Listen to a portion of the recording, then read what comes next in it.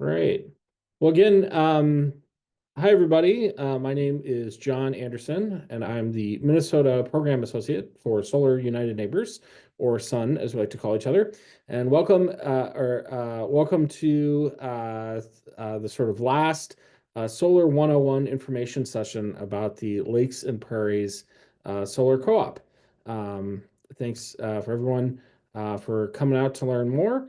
I'm going to introduce Jess from Holsen Solar, which is the installer. If we can switch over to her feed. Hi, everyone. I'm Jess Grundall. I work for Holsen Solar. I'm the project coordinator. So I'll be kind of your main point of contact throughout your projects, whether it's designing the system or coordinating the installation schedule, the permits, as well as your interconnections. So really excited to be here. I look forward to working with you. Great. Yeah. Well, I'm going to get started here. I'm going to share my screen.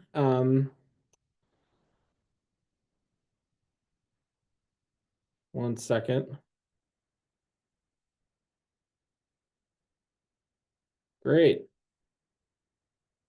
Well, can everyone see that? We cannot see it. Oh, um, one second.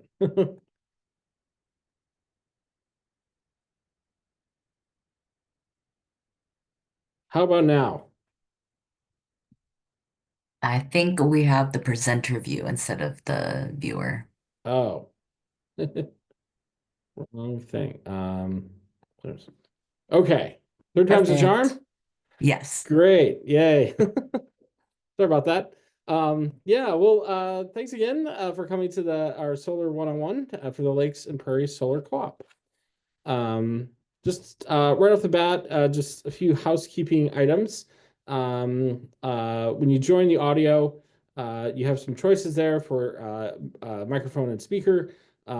Just make sure you have the right microphone selected if you have a question that you'd like to ask at the end of the presentation. You can also submit your questions into the chat, and you can choose if you want to send that question to everyone or if you just want to send that to us, the panelists. And then also as a reminder, this webinar is being recorded. And we will also share a link afterwards of the recording for everyone who RSVP'd. To just get started, I want to say thanks again to all our partners on the ground in West Central Minnesota. We really couldn't have done it without them. The big ones would be the West Central Initiative, which is based out of Fergus Falls. Also, CERTS, the Clean Energy Resource Teams, which is a statewide organization, and then also help from the Morris Model at the University of Minnesota Morris. So, what is Solar United Neighbors? Well, we're a vendor-neutral national 501c3 nonprofit. And what we work on, as we like to put it, is we help people go solar, we help them join together, and we help them fight for their energy rights. So to look at our national impact, we've helped around 10,200 families go solar, which adds up to about 96 megawatts of solar energy capacity. And that's over 1.27 million metric tons of CO2 being saved from entering the atmosphere. And then these are just, photos of some of our events and stuff from all over the country. Here in Minnesota, I think we've had a real impact. We've helped around 317 families go solar, which adds up to about 2.4 megawatts of installed solar capacity. That's about $7.8 million locally invested, saving about $12 million over 25 years, creating 71 jobs as we calculate it, and then also have a real impact on reducing the amount of CO2 emissions. So, how did Sun get started? It's a great story. It began as sort of a project of our founder and our current executive director, Anya, who's in that photo there in the black t-shirt. And basically her son, Walter, who's on the left with his buddy, Diego, went and saw a movie called An Inconvenient Truth. I don't know if you folks remember that. But it had a big impact on him. And when we got home, he said, "Mom, we have to go solar. Mom, we have to go solar." So I just started looking into it. She thought this would be. She started looking into it, but found that it was an easy task back then. She got a lot of different answers from the. She lives in the District of Columbia, from the district government, from the local utilities, and from installers. And so she ended up going door to door. This is in the Mount Pleasant neighborhood of Washington, D.C., and sort of getting around 50 people who lived in her neighborhood to sort of form a group to look into going solar. And it was, sort of a long process. But after 2 years, they were finally able to help around 47 households in that area get solar installed.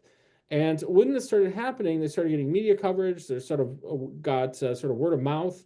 And first, she started getting phone calls from people in other neighborhoods in Washington, D.C., and then from other states like Maryland, Virginia, of folks who are really interested in, like, how are you doing this? Can you do it in my area too? I'd like to do that.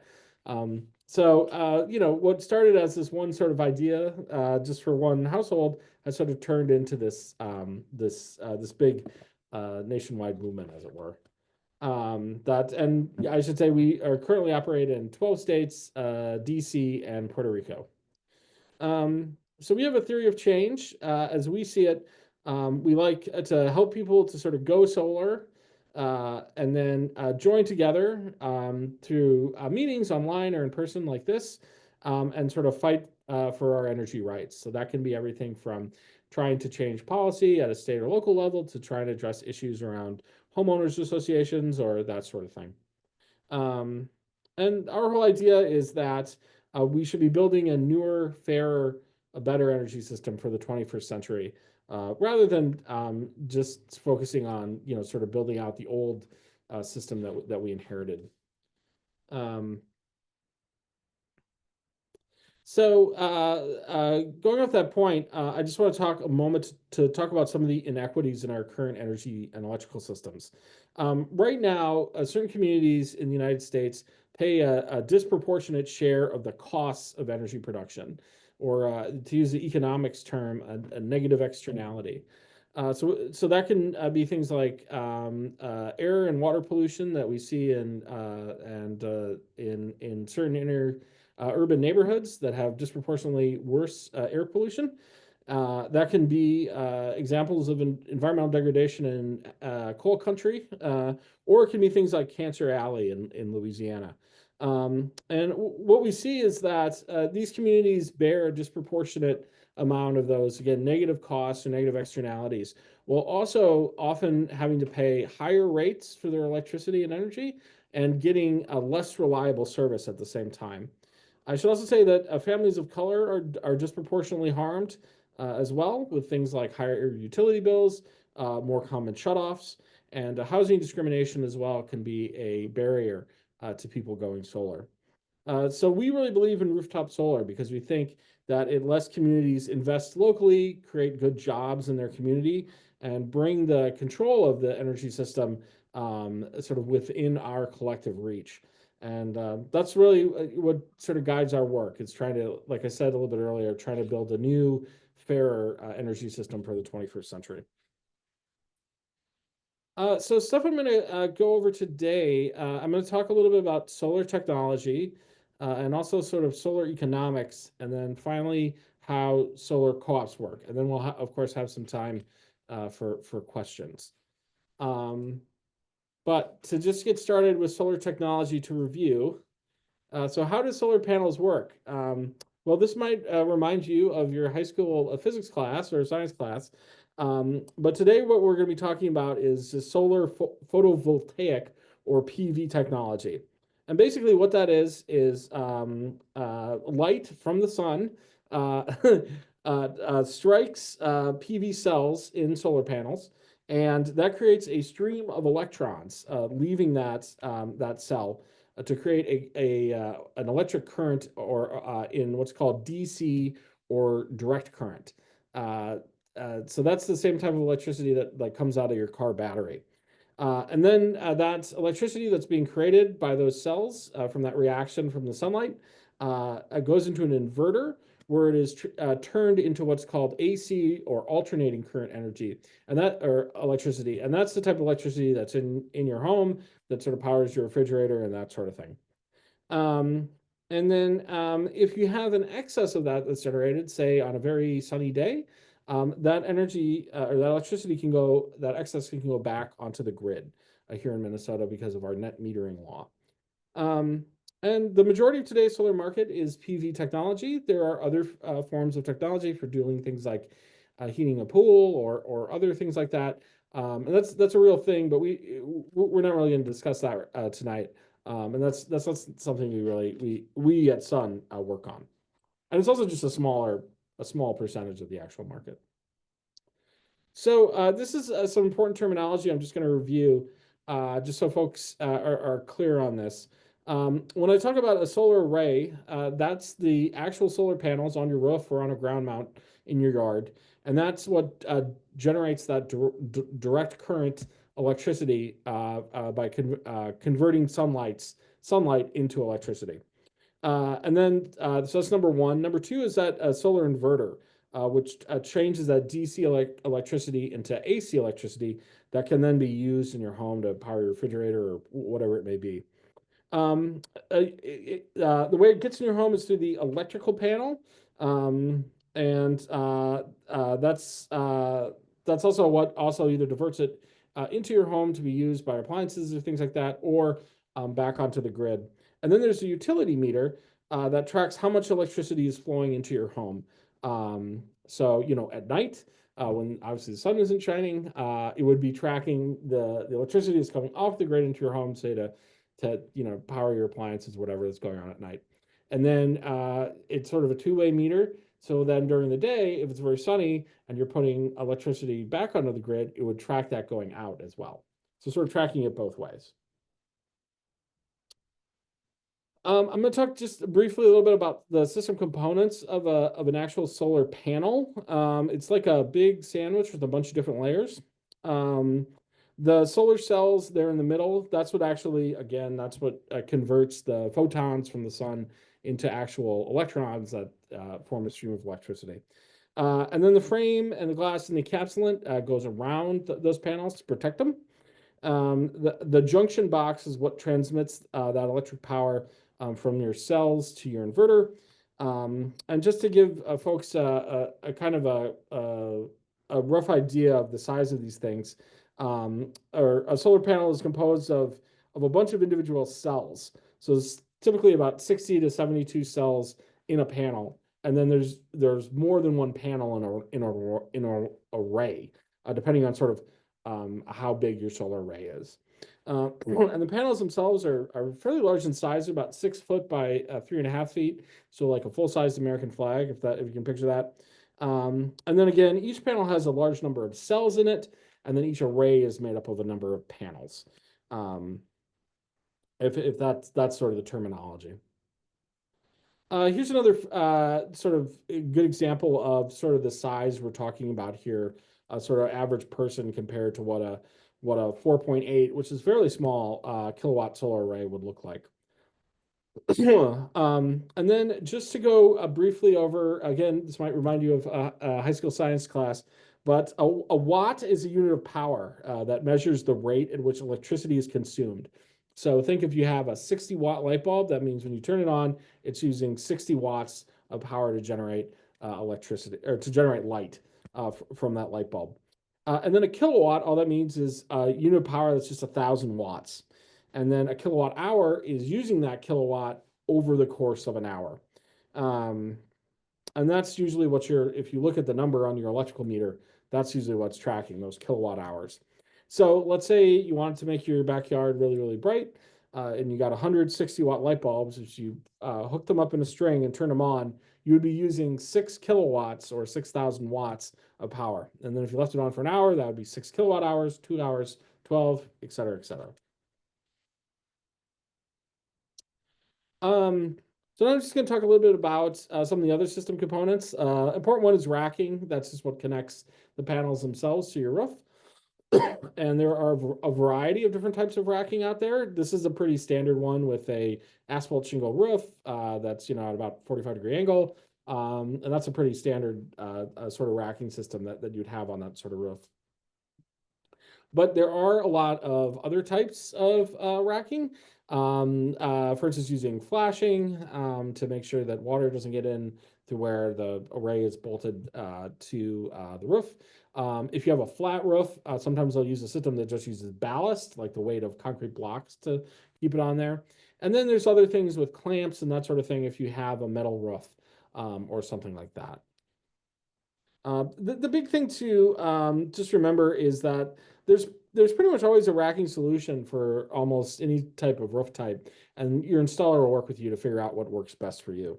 And you know they have solutions for everything from asphalt to metal roofs to clay or metal tiles, um, uh, or rubber membrane. Again, if you have a flat roof. I don't think anyone here probably has a slate roof. Those aren't that common in this part of the country. But just as FYI, that if you do have a slate roof, those tend to cost a little bit more, just because it's a more of a complex thing you have to deal with. But there is a way to put it on a slate roof. And here's just an example of what I'm talking about. Here is a standing seam metal roof, and this is something that's been attached with sort of clamps and that sort of thing, which is a little different than that asphalt shingle roof that I showed earlier. And then, of course, there's also ground-mounted solar, where you just rack it in basically pillars that just go directly into the ground. That can cost a little bit more because you have to have that metal structure. But the good news is if you have a ground-mounted system, you can point it directly in the optimal direction at the sun.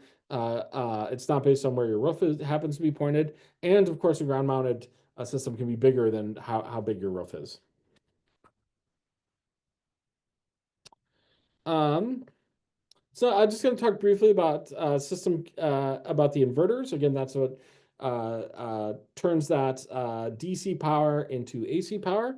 And there's a number of different solutions. Uh, uh, uh, the big thing to remember is, again, the installer will work with you to find the best option for your solution. But here's just three of the big ones are string inverters, where you have sort of everything hooked up in like a string, like Aurora Christmas lights.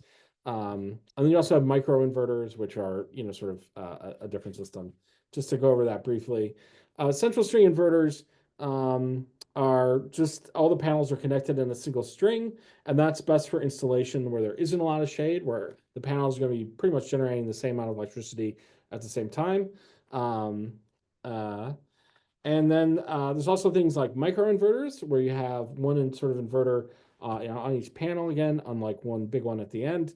And those are used more if you had a roof that part of it might be shaded during part of the afternoon compared to another time. Basically, if the panels are generating a different amount of electricity, you would use a different inverter system than if they're all generating the same at the same time. And again, the folks at Holsen will work with you to find your sort of best solution. Just to talk briefly about electrical panels, you may need a new electrical panel if all your spots, all the circuit breaker spots are filled up, or if you have one of those old-timey screw-in fuse boxes like my parents used to have, you will probably need an electrical panel upgrade. The good news is that is very much covered by the incentives as much as the panels are and everything else, and I'll be talking about that in a little bit. A rule of thumb is if your home is built after like 1970, you probably have a box that's good to go. And then just to talk briefly about roof orientation for solar, the most ideal direction is to face directly south with no shade. That's sort of the ideal situation. And if you're facing true east or true west, that can still work. It's not as efficient as south, but it generates about 80% or more, or about 80% of what south would be generating.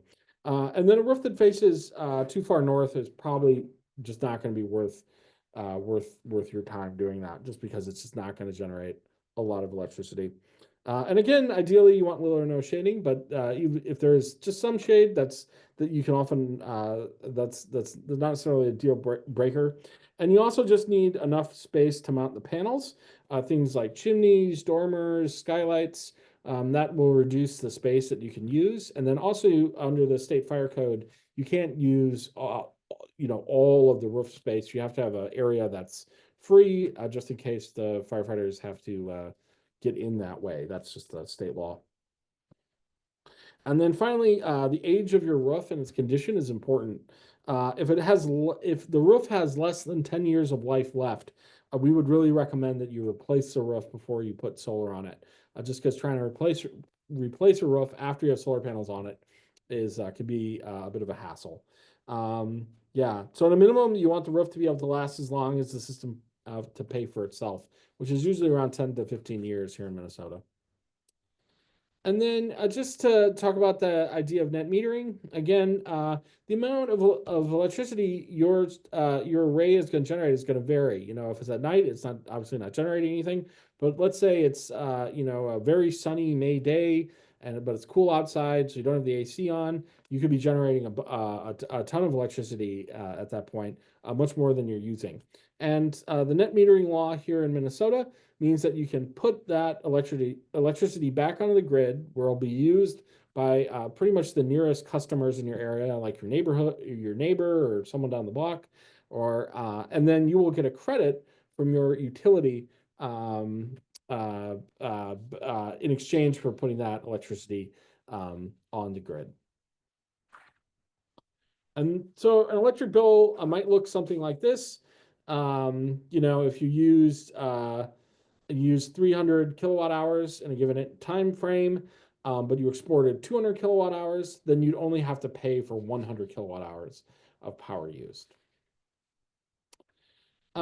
So batteries are another component of some systems. They're optional, but sometimes people ask, what happens when the power goes out? Well, when the grid is down, the way that solar panels are built is they automatically shut off, and that's a safety mechanism. So when the utility people are getting the lines back up, they don't accidentally get electrocuted if you're putting electricity back onto the grid when it's down. So if you want to be able to have power during a power outage, you would need batteries. And the value of battery storage, again, is if you're in an area where you get frequent utility outages, that's one thing. Or another thing is if you had critical loads at home, like a well pump or medical equipment, or if you're someone who would just like, the sort of peace of mind of being prepared for an emergency, that sort of thing. And again, like it says sort of on the left-hand side here, a battery storage system will give you backup power, but the way the law is written right now, you can't sell your battery power. You can't put that back on the grid and get a credit for that. Although you can use it, of course, yourself if the power goes out. So here's an example of a battery system. The Johnsons here, they just because of where they live, they lose power several times a year, so they decided to go with a 13.5 kilowatt hour battery bank. And if you have this sort of a system, you can do stuff like run a fridge, or maybe some lights, or a cable modem, or a small window air conditioner, or medical equipment, something like that. But you really can't use it to do stuff like run an electric dryer or stove or electric water heater. That would just drain the battery just really quickly. So again, a battery doesn't let you do what you used to do beforehand. But you can use it to do stuff, but it's more of a not nearly the same amount of stuff when you're using that system. And here's just a rough example of battery costs of someone who got 8 kilowatt solar array for about $25,000. And then it was another $12,000 to put in that battery storage system. And if this is something you're interested in, we have a whole bunch of resources on our website. You would just go to solarunitedneighbors.org/storage. We have a whole battery storage homeowner's guide on there if you're interested in learning more about that. So just to answer some frequently asked questions, warranties, how does that work? Well, panels come with 2 types of warranties. The first one is called a production warranty, and that covers the panel's ability to generate a certain amount of power over the lifespan of the panel, usually around 25 years. So a lot of warranties will say something like, this panel is guaranteed to generate up to 85% of its original amount, 20 or 25 years in the future, which is pretty impressive that they can keep going for that long. Solar arrays are very reliable. There's no moving parts, and minimal maintenance, and they keep going for a very long time. And then there's also a product warranty on solar panels, and that would cover any defects that might have happened in the manufacturing process. Homeowners insurance, you have to have that to get solar. That's the rule. Maintenance, there's, like I said, there's very little typically. You might want to wash it occasionally. They're designed so that snow will naturally melt and just sort of slide right off. If you do wash it, you don't want to, you just want to use, like a towel and soap and water or a sponge or something like that. You don't want to try and scrape them or anything like that. That could be bad, but it's not something that you need to regularly do, and it's pretty simple. How long do systems last? Like I said, the production warranty usually is 20 to 25 years. But again, even after 20 years, your system will still be producing power. It won't be as much. And then will my HOA allow solar on my home? Yes. Solar United Neighbors worked to pass a law in Minnesota that now says that if you own your home in an HOA, they have to allow it. I know that sometimes working with HOAs can be a little complicated, but if anyone has problems with that, feel free to contact me and I can try and help you out with that. Because sometimes you need to sort of explain to them what the law says and that sort of thing. And then what if I'm in a historic district? That can still sometimes be possible, but it can be a little tougher. I don't know if there's anyone here who lives in one of those though. So I'm just going to talk about solar economics. Solar's a great investment. As you can see, it's gotten much cheaper than from what it used to be. And it's not just that it's gotten much cheaper from the 1970s when it was sort of this new futuristic technology, but it's gotten a lot cheaper since just in the last 15 years. It's no longer a specialty or boutique project. It has excellent return on investment, and there's a 30% federal tax credit, which I'm going to talk about just a little bit.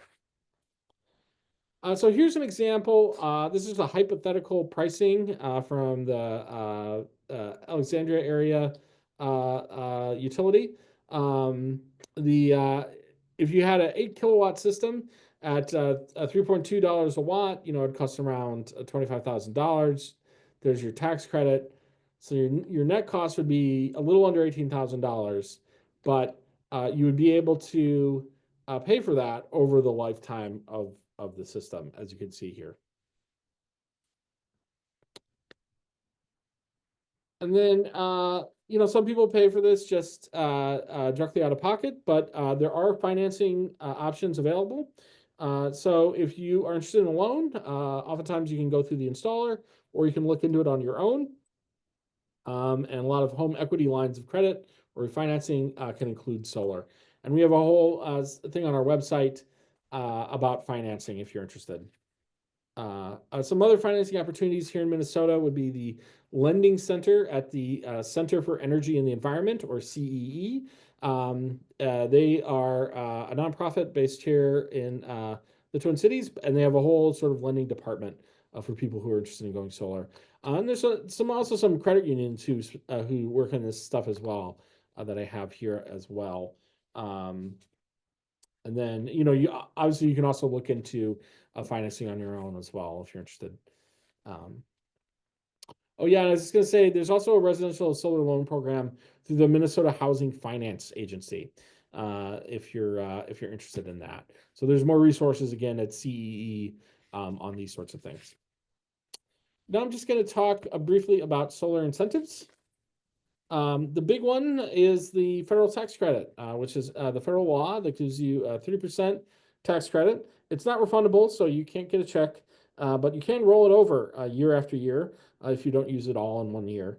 And again, the way the law is written right now is it's 30% through 2032, and then it phases out.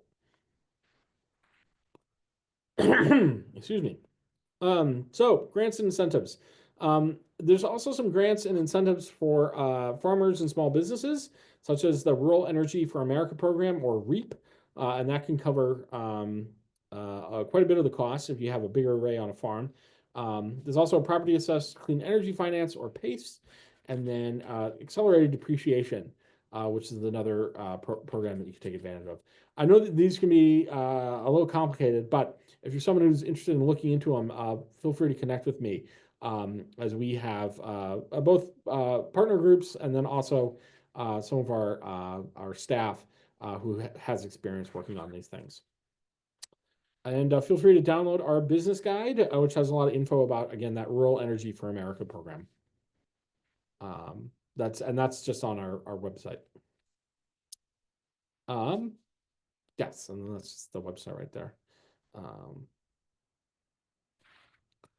So how do solar co-ops work?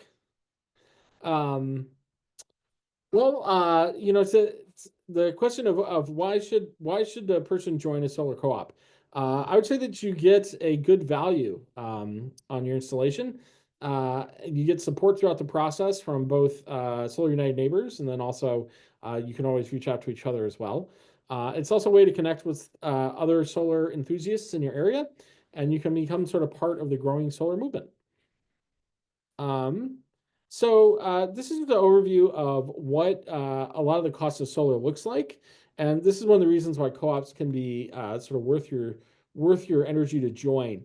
Is as you can see here, over the last 15 years, the components of solar arrays have gotten quite a bit cheaper as the technology has improved, and the labor costs have come down a little bit too, as people have gotten more experienced and used to sort of doing these sort of projects.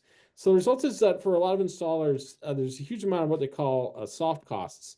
That is the cost of sort of not of the panels themselves or the labor to install them, but just things like marketing, which it can be a big expense for solar installers. So when you were able to go to them and say, look, we have a group of people in this area, they're all really interested in going solar. It's really worth their time to give a good group rate there, because they don't have to spend all the money on things like marketing and that sort of thing, which some of the installers do. You might have seen some of the online ads, or maybe in the Twin Cities, we've seen a lot of billboards recently. Just to give an example of, they're looking for a specific type of customer here who wants to go solar, and so if they don't have a group of people coming to them, they have to spend a lot of money on marketing and stuff a lot of the times. So here's our solar co-op process. I should say we are at sort of the end of the process. This is my big pitch to you, is that if you are interested in going solar as part of this co-op, I would really, really encourage you to sign up, as soon as possible, because it's going to close at the end of the month. And we're pretty much towards that on the right-hand side of the slide here. So again, if this is something that you're interested in, you'd like to have a proposal, you'd like to be able to sort of take the next step, again, I would encourage you to sign up, because again, it's going to close at the end of the month. Oh. So yeah, now I'm just gonna go to sort of the timeline here. Is our selection committee, which was a group of volunteers from the co-op, met on March 6th, and we had a big meeting, and they decided to pick the installer, and we got 7 bids, which is a high number, so that was a lot of work. Thanks to all our staff, especially Trinity, for going through all that. But yeah, now I'm just gonna turn it over to Jess, who's just gonna talk a little bit about Holsen, which is our installer that the selection committee selected. And yeah, here's the contact info as well. So take it away, Jess. Yeah, so as I said before, I'm the project coordinator for Holsen Solar. We are a electrical and general contractor serving North Dakota, Minnesota, and South Dakota. We do residential, commercial, and agricultural installs, solar and wind. We also offer in-house grant writing as well for those REAP grants and Department of Energy grants and tribal grants and things like that. My job is to work with clients to find the best solar solutions for your needs and your goals. So I kind of work with you step by step through each piece of the process. We do have our in-house master electrician that does a lot of the design work along with electrical engineer. We do all of our installs in-house. We don't sub anything out. We are a small company, so we give a lot of attention to our customers. So that's a little bit about Holsen Solar. We do monitor all of the systems that we install. So if there's an issue with the system, say a panel isn't generating or something like that, we typically know before the homeowner does, and we're able to troubleshoot that and resolve any of those issues. So we're kind of a full service installer for renewable energy. So that's just a little bit about what we do. If you have any other more specific questions, feel free. We'll be reaching out starting tomorrow to members in the co-op that have indicated they're looking for getting a quote on possibly installing a system. So you'd probably be getting a call from myself or Cole, one of our installers, just to kind of chat with you and see if we can set up a site visit to get started on a design and an estimate. So that's kind of what our process looks like. We do handle everything from building and electrical permits to the interconnection. So you don't have to worry about, doing any of that work on your own. We do take care of all of that for you. So. Great. Yeah, so here's just some photos of some of their past installations. Um, so yeah, just to wrap up here, again, if you are interested in sort of moving forward, I would encourage everyone to take the next step by joining the co-op. And as always, again, if you have any questions or you want to connect with me about anything I've talked about, feel free to reach out. There's my contact info. But thanks again, everyone, for coming. And I think we're going to move in to some questions.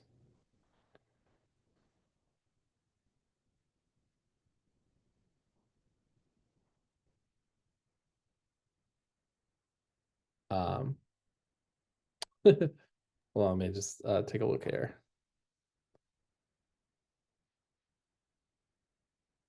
Uh, Yes, I did see a oh, question if you'd like to talk about what type of panels Holsen Solar typically installs. Yeah, so we, for residential installations, we're typically installing either anywhere from a 350 to a 430 watt black on black monocrystalline panel. They generally have a 25 to 30-year warranty. Manufacturer, I believe on the bid we have Trina Solar. I gotta look and see what we have on this bid. But we use Trina Solar, we use JA Solar, we use Canadian Solar, we use Silfab, we use Q cells. For commercial installations, we're using different brands because they're a little bit different panels. But yeah, there's lots of different panels that we're using. They're all going to be tier 1 manufacturers, so they're you're going to find them in consumer reports and things like that.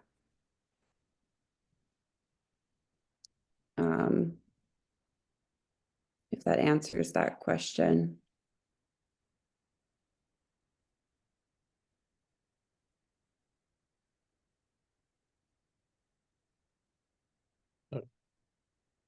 okay, so I think Tom asked, we are planning a new build. What is a good roof slope and how many square feet of panels should we plan for?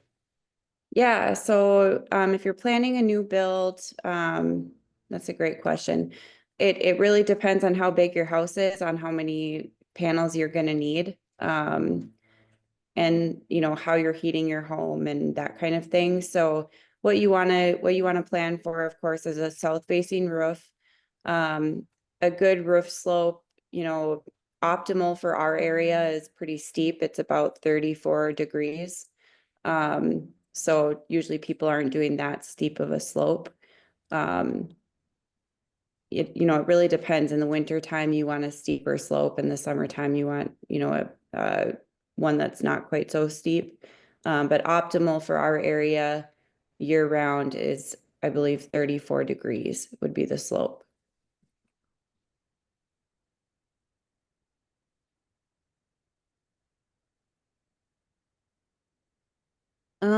Heat losses with roof mounted systems. Are you talking about the heat loss from the panel? I guess, if you're putting the efficiency loss due to heat, I don't think you'd have to worry too much about that. The heat loss associated with roof mounted versus it's very little, especially in our area. I guess I couldn't give you an exact number for that. If you're only using 5,800 kilowatts in a year, a small system would make sense on the Minnesota side, because you can overgenerate and sell it back. So it kind of depends on if you're using that for heating or not, I guess. But even so, you're selling it back to the grid and it kind of nets out anyways. Some panels are two-sided, not heating at this time. So some panels are two-sided. They would be called a bifacial panel, and so they're catching reflection off of either the ground or the other, the bottom of the roof that's facing, or bottom of the panel that's facing the roof. Those two-sided panels are what would be used on a ground-mounted system typically. Some commercial systems will use them too. But residential systems, we typically are not using two-sided panels because they weigh more. So they're just not as optimal for a residential install. And they're typically a lot larger too. So they have a much bigger footprint and they're heavier. So we aren't usually using those on residential systems, just ground mounted and commercial systems.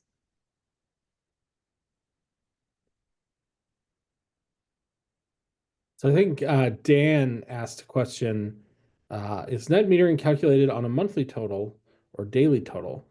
I know it's not daily. But I So think, oh, go ahead.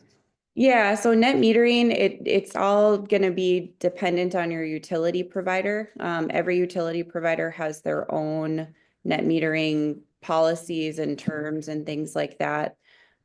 Typically what we're seeing is a 30-day net metering policy, and then they true up at the end of the year. So that's what we're usually gonna see for the Minnesota side would be 30-day net metering, carrying over the credit month by month and then truing up at the end of the year. Some will true up at the end of the month. So it really depends on your specific utility provider.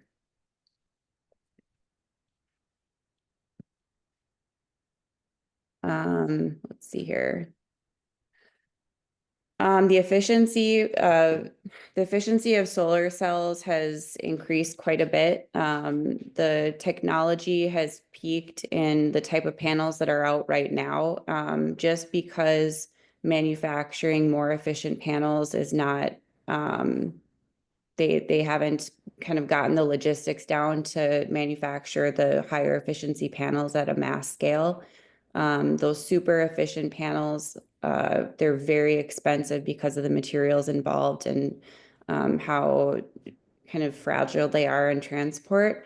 So I think that we'll maybe see a big jump in efficiency over the next 5 years, but I don't think it's gonna be something that is super commercially available for just the average person quite yet, just because of the manufacturing requirements. They, have to have things at certain temperatures, and the transport is really difficult. So Victoria asks, what does true up mean? Yes, that means sort of either you would get a check from the utility, or you would have to pay if you use more power than you put back on the grid. And again, that can vary quite a bit. If it's a really, cloudy February, you're probably using a lot more power than you're generating. But then if it's a, very sunny May, but it's not hot outside, so you don't turn on the AC, it's the opposite. And then over the course of a year, that'll vary depending on a bunch of different factors. And I'll just add, with the net metering, for each installation that we do, we review the net metering policies for the utility and just give you an idea of what to expect on that, based on what their policies are and what their rates are, what they're going to pay you back versus, what you're paying for your electricity. Typically on the Minnesota side, it's really close, but it really depends. There are some utilities that pay more than what you pay, so they're paying you more. They're giving you a really good deal. And there's some that pay a little bit less than what you're paying. So, we make sure you understand all of those details. I saw Dan asked, how do panels hold up to hail? They're pretty rugged. They hold up pretty well, I I believe. can speak to that from experience. We did an install in Fergus Falls. It was about a year and a half ago, and there was a big hailstorm, and we were transporting panels and out to a job site, and our work truck was totaled. I mean, it was just pelted with inch and a half size hail, and it was totaled, and not a single panel was damaged at all, on the ones that were already installed on the job site and the ones that were just laying flat on the truck. So they do stand up really well to hail. Most of them are, I believe, rated to about golf ball sized hail. So they do hold up to hail. If something were if hail were to damage it, that would be under usually your homeowner's insurance policy. Comparing it to an asphalt roof, I guess I can't say, but they hold up better than our work truck did. So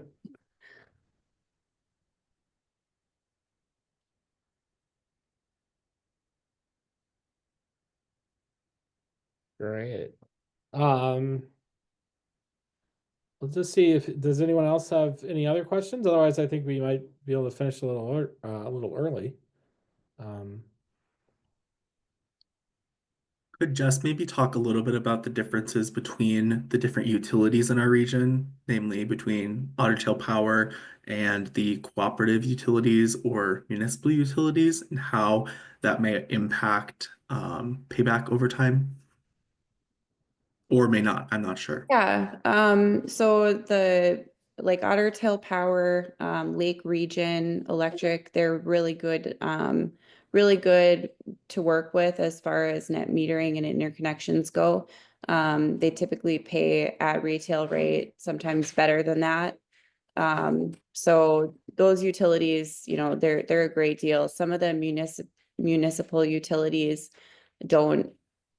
aren't always paying back at retail rate. So it really just depends. I know, I want to say, like Barnesville, they're one that do not pay back at retail rate.